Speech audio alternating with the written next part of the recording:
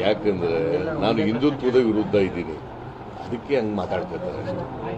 ಹಿಂದುತ್ವಕ್ಕೆ ವಿರುದ್ಧ, ಸೆಕ್ಯುಲರಿಸಂ ಪರ. I have committed to secularism. ನಮಸ್ಕಾರ. ಸಿದ್ದರಾಮಯ್ಯನವರು ಮಾಜಿ ಮುಖ್ಯಮಂತ್ರಿಗಳು, ಹಿಂದೂ ವಿರೋಧಿಗಳು, ಹಿಂದುತ್ವದ ವಿರೋಧಿಗಳು, ಸೆಕ್ಯುಲರ್ ಪರ. ಸ್ನೇಹಿತರೆ, ನಮ್ಮಂತ ಮುಟ್ಟಾಳ್ರು, ಹಿಂದೂಗಳಂತ ಮುಟ್ಟಾಳ್ರು, ದಡ್ರು, ಶತದಡ್ರು, ಎಮ್ಮೆ ಚರ್ಮದವರು, ಕುಂಭಕರ್ಣದ ವಂಶಸ್ಥರು ಯಾರಾದ್ರೂ ಇರಕ್ ಸಾಧ್ಯನಾ? ಅವ್ರು ನೇರವಾಗಿ ಹೇಳ್ತಾ ಇದ್ರಿ, ನಾವ್ ನಿಮ್ ವಿರೋಧಿಗಳು, ನಾವ್ ನಿಮ್ ಪರ ಅಲ್ಲ, ನಾವ್ ಹಿಂದುತ್ವದ ವಿರೋಧಿ, ಹಿಂದೂಗಳ ವಿರೋಧಿ. ನಾವ್ ಎಷ್ಟು ಹೇಳಿದ್ರು ನಮ್ಗೆ ಅರ್ಥ ಆಗಲ್ಲ. ನೇರವಾಗಿ ಹೇಳ್ತಿದ್ರಿ, ನಿಮ್ಗೆ ಸರ್ವನಾಶ ಮಾಡ್ತೀವಿ ಅಂತ ನೇರವಾಗಿ ಹೇಳ್ತಾರೆ ಅವರು. ಹಿಂದುತ್ವದ ವಿರೋಧಿ ಅಂತಂದ್ರೆ ಹಿಂದೂಗಳನ್ನ ಸರ್ವನಾಶ ಮಾಡ್ತೀವಿ, ನಿಮ್ಮನ್ನಂತೂ ಬೆಳೆಯಕ್ ಬಿಡಲ್ಲ, ನಿಮ್ಮನ್ನಂತೂ ಉದ್ಧಾರ ಆಗ್ಬಿಡಲ್ಲ ಅಂತ. ಆದ್ರೂ ಸಹ ನಾವು ಹೋಗಿ ಓಟ್ ಹಾಕ್ತಿವಿ, ಆದ್ರೂ ಸಹ ಅವ್ರ ಪರವಾಗಿ ನಿಂತ್ಕೋತೀವಿ. ನಮ್ಮಂತ ಮುಟ್ಟಾಳ್ರೆ ಯಾರಾದ್ರೂ ಇರಕ್ ಸಾಧ್ಯನಾ? ನಮ್ಮಂತ ದಡ್ರೆ ಯಾರಾದ್ರೂ ಇರಕ್ ಸಾಧ್ಯನಾ? ನಮ್ಮ ಜನಗಳು ನೋಡಿ ಎಷ್ಟು ಮುಗ್ದ್ರು ಅಂದ್ರೆ, ಈಗ ಉದಾಹರಣೆಗೆ ನಾನು ಹೇಳ್ತೀನಿ ಇನ್ನೊಬ್ಬಂಗೆ, ನಾನು ನಿನ್ನ ವಿರೋಧಿ ಕಣಯ್ಯ, ನಾನು ನಿನ್ನ ಬಿಡಲ್ಲ, ನಿನ್ನ ನಾಶ ಮಾಡ್ತೀನಿ, ನಿನ್ನನ್ನ ನಾನು ಯಾವುದೇ ಕಾರಣಕ್ಕೂ ನೀನ್ ಮೇಲ್ ಗೆದ್ದೊಳಕ್ ಬಿಡಲ್ಲ, ನಿಮ್ ವಂಶ ನಾಶ ಮಾಡ್ತೀನಿ, ನಿಮ್ ಮನೆ ಮಠ ಎಲ್ಲ ನಾಶ ಮಾಡ್ತೀನಿ ಅಂತ ಹೇಳಿ. ಆದ್ರೂ ಸಹ ಪಾಪ ಅವ್ನು ಬಂದು ನನ್ಗೆ ಓಟ್ ಹಾಕ್ತಾನೆ. ಎಂತ ದಡ್ಡನ ಅವನು, ಎಂತ ಮುಟ್ಟಾಳ ಅವನು, ಪಾಪ ಎಷ್ಟು ಅಮಾಯಕ. ಈ ಅಮಾಯಕತೆಯಿಂದಲೇ, ಈ ಅಮಾಯಕತೆಯಿಂದನೇ 400 ವರ್ಷ ಬ್ರಿಟಿಷರು ನಮ್ಮನ್ನು ಆಳಿದ್ರು. ಈ ಅಮಾಯಕತೆಯಿಂದನೇ 500 ವರ್ಷ ಮೊಘಲರು ಆಳಿದ್ರು. ಏನೋ ನಮ್ಮ ಅದೃಶ್ಯ ಚೆನ್ನಾಗಿತ್ತು, ಶಿವಾಜಿ ಮಹಾರಾಜರು ಬಂದು ಮೊಘಲರು ಡಿಸೈಡ್ ಮಾಡ್ಬಿಟ್ಟಿದ್ರು, ಇಡೀ ದೇಶದಲ್ಲಿ ಒಬ್ಬ ಹಿಂದೂ ಉಳ್ಕೊಂಬಾರ್ದು, ಇಡೀ ದೇಶವನ್ನ ಇಸ್ಲಾಂ ರಾಷ್ಟ್ರ ಮಾಡ್ಬೇಡ ಅಂತ ಹೊರಟಿದ್ರು. ಅವನೊಬ್ಬ ಬಂದ ನೋಡಿ ಶಿವಾಜಿ ಮಹಾರಾಜ್ ಬಂದು ಮತ್ತೆ ಕೇಸರಿ ಪತಾಕಿಯನ್ನ ಭಾರತ ಖಂಡದಲ್ಲಿ ಹಾರಿಸ್ತ. ಎಷ್ಟೋ ಜನ ಶಿವಾಜಿ ವಿರುದ್ಧವಾಗಿ ಮಾತಾಡ್ತೀರಿ. ಅವತ್ತು ಒಬ್ಬ ಶಿವಾಜಿ ಮಹಾರಾಜ್ ಇಲ್ಲ ಅಂತಂದಿದ್ರೆ, ಅವನೇನಾದ್ರೂ ಹುಟ್ಟು ಬರಲಿಲ್ಲ ಅಂತ ಅಂದಿದ್ರೆ, ಯದಾ ಧರ್ಮಸ್ಯ ಗ್ಲಾನಿರ್ಭವತಿ ಭಾರತ ಹೇಳ್ದಂಗೆ, ಅಧರ್ಮ ಜಾಸ್ತಿ ಆದಾಗ ಶ್ರೀಕೃಷ್ಣ ಪರಮಾತ್ಮ ಹೇಳ್ದಂಗೆ ಹುಟ್ಟು ಬರಲಿಲ್ಲ ಅಂತಂದಿದ್ರೆ, ಇವತ್ತು ಹಿಂದೂಗಳನ್ನ ನಾವು ಟಾರ್ಚ್ ಹಾಕೊಂಡು ಹುಡುಕ್ಬೇಕಾಗಿತ್ತು, ಪಾಕಿಸ್ತಾನದಲ್ಲಿ ಹುಡುಕ್ತಂಗೆ. ಅಂತಹ ಮೊಘಲ್ ಸಂತತಿ ಈ ಸಿದ್ದರಾಮಯ್ಯನವರು. ಇವ್ರು ನೇರವಾಗಿ ಹೇಳ್ತಾ ಇದ್ದಾರೆ, ನಿಮ್ಮಿವ್ರು ಪರವಾಗಿಲ್ಲ ನಾವು ಅಂತ. ಆದ್ರೂ ಸಹ ನಾವು ಓಟ್ ಹಾಕ್ತಿವಿ. ಎಚ್ಚೆತ್ಕೊಳ್ಳಿ ಹಿಂದೂಗಳೇ, ಎಚ್ಚೆತ್ಕೊಳ್ರಯ್ಯ. ಯಾಕಿಷ್ಟೊಂದು ಅಡ್ಡಾಗ್ತಾ ಇದ್ರಿ? ಇನ್ಯಾವ ರೀತಿ ಹೇಳ್ಬೇಕು ನಿಮ್ಗೆ? ಅವ್ರು ನೇರವಾಗಿ ಹೇಳ್ತಾ ಇದ್ದಾರೆ, ಹಸುವಿನ ಮಾಂಸ ತಿಂತೀನಿ ನಾನು ಅಂತಾರೆ. ಹಸುವಿನ ನಾವು ಪೂಜೆ ಮಾಡ್ತೀವ್ರಿ, ನಾವು ಮನೆ ಕರ್ಕೊಂಬಂದು ಹಸುನ ಪೂಜೆ ಮಾಡ್ತೀವಿ, 3 ಕೋಟಿ ದೇವರುಗಳಿದಾವೆ ಅಂತ ಫೋಟೋ ಇಟ್ಕೊಂಡು ಪೂಜೆ ಮಾಡ್ತೀವಿ. ಪ್ರತಿಯೊಂದು ಮರ, ಗಿಡ, ಪ್ರಾಣಿ, ಪಕ್ಷಿನಲ್ಲಿ ದೇವರನ್ನ ಕಾಣೋರು ನಾವು. ಆ ಮಾಂಸವನ್ನ ತಿಂತೀವಿ ಅಂತ ಹೇಳ್ತಾರೆ ಸಿದ್ದರಾಮಯ್ಯನವರು. ಧರ್ಮಸ್ಥಳ ಮಂಜುನಾಥನನ್ನ ನಾವು ಏನು ಶಿವನ ಸ್ವರೂಪ ಅಂತ ಹೇಳ್ತೀವಿ. ಮಂಜುನಾಥ ಸ್ವಾಮಿಯ ದೇವಸ್ಥಾನಕ್ಕೆ ಮೀನಿನ ಮಾಂಸವನ್ನ ತಿಂದು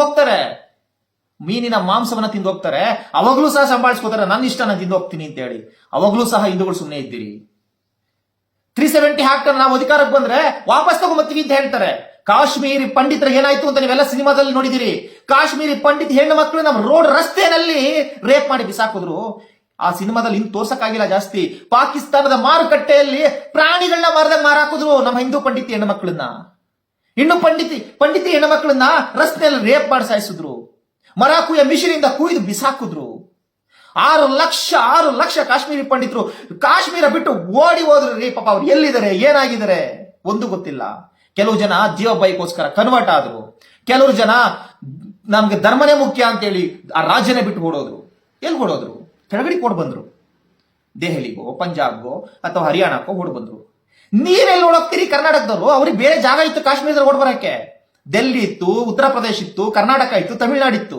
ನಿಮ್ಗೆ ಮುಂದೆ ಈ ಪರಿಸ್ಥಿತಿ ಬಂದ್ರೆ, ನೀವು ಇಂಥವರ ಹಿಂಬಾಲಕರಾದ್ರೆ, ಇಂಥವರಿಗೆ ಮತ ಹಾಕ್ತಾ ಇದ್ರೆ ನೀವೆಲ್ಲ ಓಡೋಗ್ತೀರಿ? ಯೋಚನೆ ಮಾಡಿದಿರ ಯಾವತ್ತಾದ್ರೂ? ಸ್ವಲ್ಪ ಯೋಚನೆ ಮಾಡಿ. ಎಲ್ಲ ಓಡೋಗಕ್ ಸಾಧ್ಯ? ನೀವು ಕರ್ನಾಟಕ ಬಿಟ್ಟು ಓಡೋಗಕ್ ಸಾಧ್ಯನಾ? ಆಂಧ್ರದಿಂದ ಓಡೋಗಕ್ ಸಾಧ್ಯನಾ? ಆಂಧ್ರದಿಂದ ಓಡೋದ್ರೆ ಅಥವಾ ಕರ್ನಾಟಕದಿಂದ ಇನ್ನೊಂದು ಪ್ಲೇಸ್ ಇರ್ಬೇಕಲ್ಲ. ನನ್ಗೆ ಹೇಳಿ, ಎಲ್ಲಿ ಓಡೋಗ್ತೀರಿ ಹಿಂದೂಗಳು ನೀವು? ಎಚ್ಚೆತ್ಕೊಳ್ಳಿ.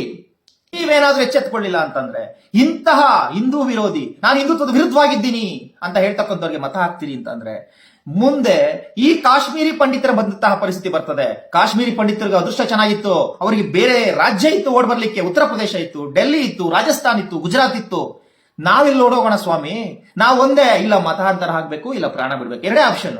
ಅವ್ರು ಹೇಳ್ತಾವ್ರಿ ನೇರವಾಗಿ, ನಾವು ಅಧಿಕಾರಕ್ಕೆ ಬಂದ್ರೆ ಮತಾಂತರ ನಿಷೇಧ ಕಾಯ್ದೆಯನ್ನ ವಾಪಸ್ ತಗೊಳ್ತೀವಿ, ಏನಾದ್ರೂ ರದ್ದು ಮಾಡಿರೋದನ್ನ ವಾಪಸ್ ತಗೊಳ್ತೀವಿ ಅಂತ ಹೇಳಿ ಅವ್ರು ನೇರವಾಗಿ ಹೇಳ್ತಾ ಇದಾರ್ರಿ. ನಿಮ್ ವಿರುದ್ಧ ನಾವು ನಿಮ್ಮನ್ನು ಬಿಡಲ್ಲ, ಸರ್ವನಾಶ ಮಾಡ್ತೀವಿ ಅಂತ. ನಾವು ಮುಟ್ಟಾಳ್ರು, ದಡ್ರು, ನಮ್ಗೆ ಅರ್ಥ ಆಗ್ತಾ ಇಲ್ಲ.